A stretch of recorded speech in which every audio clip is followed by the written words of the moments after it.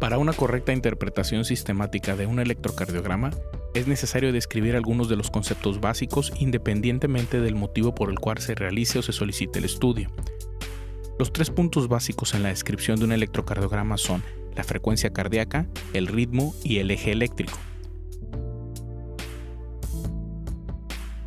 La frecuencia cardíaca se define como el número de latidos que suceden en un minuto. La medición principal se enfoca hacia la frecuencia ventricular analizada por el complejo QRS, mas no es la única porción que se puede medir en relación a la frecuencia. También se puede describir de esta manera la frecuencia auricular, la cual es muy útil en algunas arritmias. Hay distintos métodos para determinar la frecuencia cardíaca, siendo algunos más exactos que otros. Hay que comprender que la importancia de la determinación de la frecuencia cardíaca no se basa en la exactitud, sino en dar un número aproximado en relación a saber si está presentando una frecuencia rápida o lenta, ya que el número de latidos exacto solo tiene relevancia académica más no clínica. Otro punto muy importante para determinar la frecuencia cardíaca es saber si la frecuencia es regular, ya que algunos trastornos del ritmo pueden ocasionar latidos irregulares y eso dificulta ocasionalmente la determinación tanto exacta como aproximada, como en el caso de la fibrilación auricular, el flóter auricular de respuesta variable o la presencia tanto de extrasístoles auriculares o ventriculares y algunas arritmias sinusales. La manera más sencilla de determinar la frecuencia cardíaca exacta es tomar un trazo electrocardiográfico durante 60 segundos y contar el número de complejos eléctricos. Este método es tanto aplicable para ritmos regulares como irregulares, pero es un método muy poco práctico y tardado. Otro método para determinar la frecuencia cardíaca exacta es contar el número de cuadros pequeños entre 2 complejos a analizar y dividir 1500 entre el número de cuadros pequeños. Este método puede ser tardado dependiendo de la habilidad del interpretador para realizar el cálculo matemático de manera mental, escrita o utilizando alguna calculadora, y solo es aplicable cuando la frecuencia cardíaca es regular, ya que la medición entre latidos irregulares puede hacer una precisión errónea.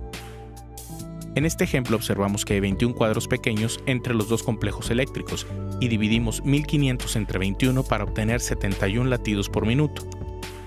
El método más utilizado por su sencillez y rapidez consiste en buscar un latido que ocurra lo más cercano a alguna línea gruesa del papel donde fue impreso, y contando bajo una constante de las siguientes líneas gruesas podemos determinar de manera aproximada la frecuencia cardíaca.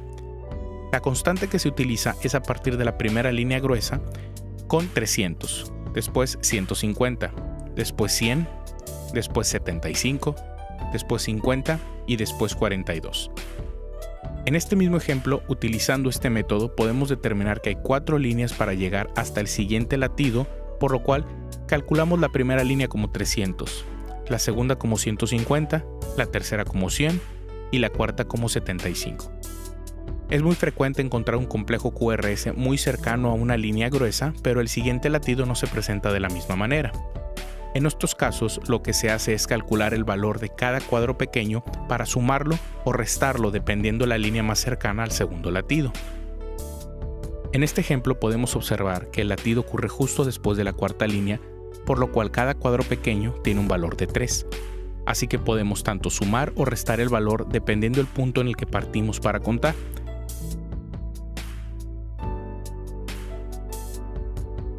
Vamos a revisar algunos otros ejemplos bajo este método. En este ejemplo podemos observar que ningún latido ocurre sobre una línea gruesa, por lo cual podemos tomar de referencia alguna parte del QRS que pase por una línea y a partir de ahí hacer el cálculo. Esta parte de la porción ascendente de la onda R nos puede servir para iniciar el cálculo y vemos que hay 6 líneas gruesas hasta el siguiente complejo, por lo cual sabemos que la frecuencia se encuentra entre 50 y 43. Considerando que el valor de cada cuadro pequeño en este caso es de 1.5, basta restar a partir de la línea que representa el 50, 6 para obtener 44 latidos por minuto. En este ejemplo observamos que el latido ocurre justo sobre una línea gruesa y el siguiente latido aparece justo antes de la segunda línea, por lo cual la frecuencia cardíaca se encuentra entre 300 y 150 latidos por minuto. En este caso, el valor de cada cuadro pequeño es de 30, por lo cual sumamos 30 a los 150 que representa la segunda línea y obtenemos 180 latidos por minuto. Este método es aplicable para ritmos regulares, ya que el margen de error es amplio en latidos irregulares o si utilizamos un extrasístole para esta medición. En los casos de ritmos irregulares como la fibrilación auricular, en la cual cada espacio entre latidos es distinto, debemos utilizar un método distinto. Este método consiste en localizar en el trazo del ritmo, que en la gran mayoría de los electrocardiogramas de hoja completa aparece en la parte inferior, y podemos contar el número de latidos que aparecen en 6 segundos, considerando que un segundo está formado por 5 cuadros grandes, por lo cual debemos de contar el total de latidos en 30 cuadros grandes, que van a ser 6 segundos, y multiplicarlo por 10. De esa manera calculamos el minuto completo y damos un número aproximado de la frecuencia cardíaca real. En este ejemplo de ritmo irregular secundario a una fibrilación auricular, podemos observar que el número de latidos durante los 6 segundos son 17, y los multiplicamos por 10 obtenemos 170 latidos por minuto. Hay que recordar que no existe una derivación en específico para poder valorar la frecuencia cardíaca, ya que es el mismo latido el que estamos analizando de distintas proyecciones eléctricas, por lo que se recomienda utilizar la que presente de manera más evidente los complejos QRS. La determinación del ritmo cardíaco es muy importante, ya que nos indica el origen anatómico eléctrico del latido cardíaco. Ocasionalmente se confunde el término de ritmo con el de frecuencia cardíaca, pero ya revisamos previamente que la frecuencia cardíaca nos determina la velocidad del latido y el ritmo nos determina el origen de ese latido. No todas las derivaciones favorecen al estudio del ritmo, ya que el vector de despolarización auricular es hacia abajo, adelante y hacia la izquierda, en los cuales se observa mejor en las derivaciones D2 y V1.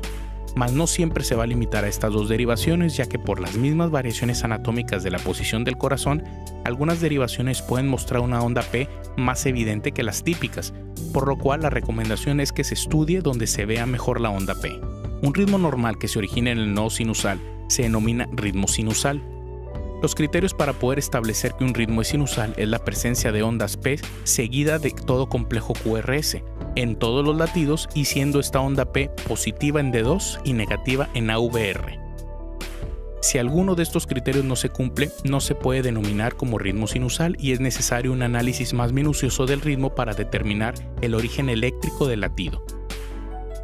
En este ejemplo podemos observar la presencia de ondas P antes de cada complejo QRS, siendo morfología positiva en D2 y negativa en AVR, por lo cual se confirma que el ritmo es sinusal.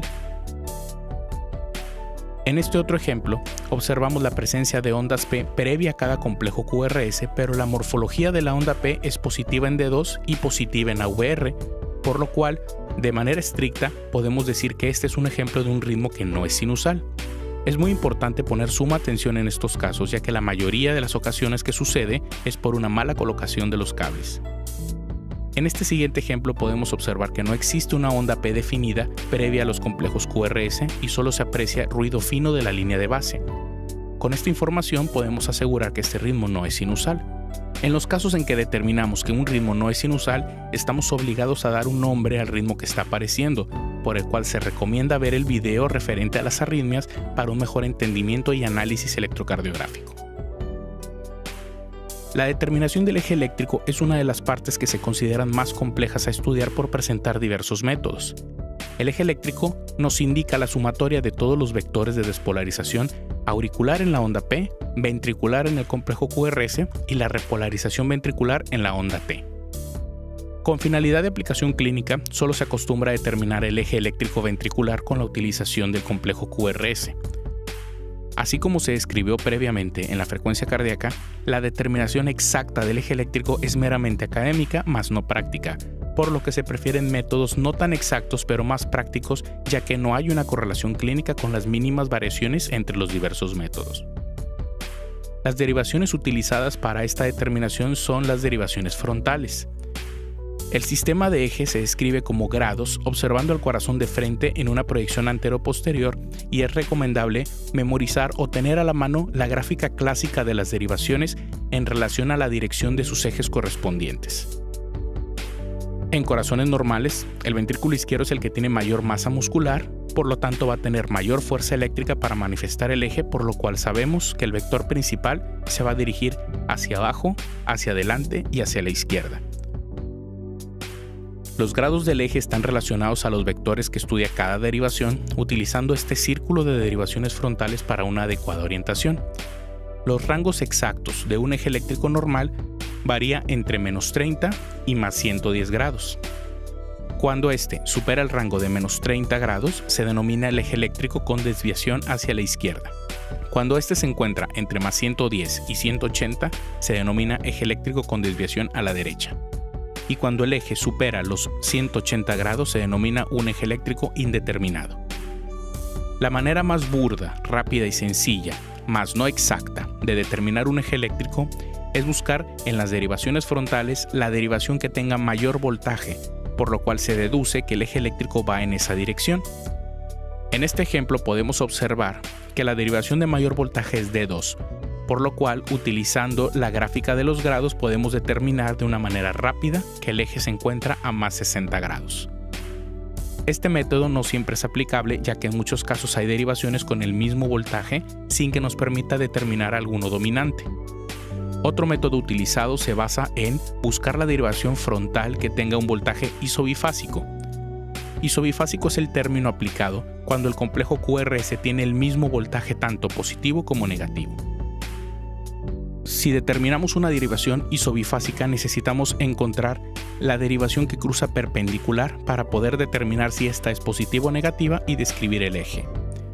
En el ejemplo previo podemos observar que la derivación isobifásica es AVL, y considerando que la derivación que es perpendicular es D2 y esta tiene un predominio positivo, podemos saber que el eje se encuentra en más 60 grados.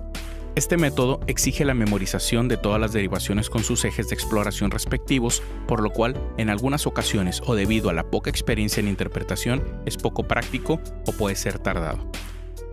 Otro método que es el más utilizado en la práctica clínica es el de los cuadrantes. En este método utilizamos solo dos derivaciones perpendiculares para poder separar en 4 cuadrantes, 2 superiores y 2 inferiores con una división derecha-izquierda. La derivación que nos va a permitir dividir el corazón en mitad derecha e izquierda es de 1, ya que su exploración eléctrica corre de 0 a 180 grados.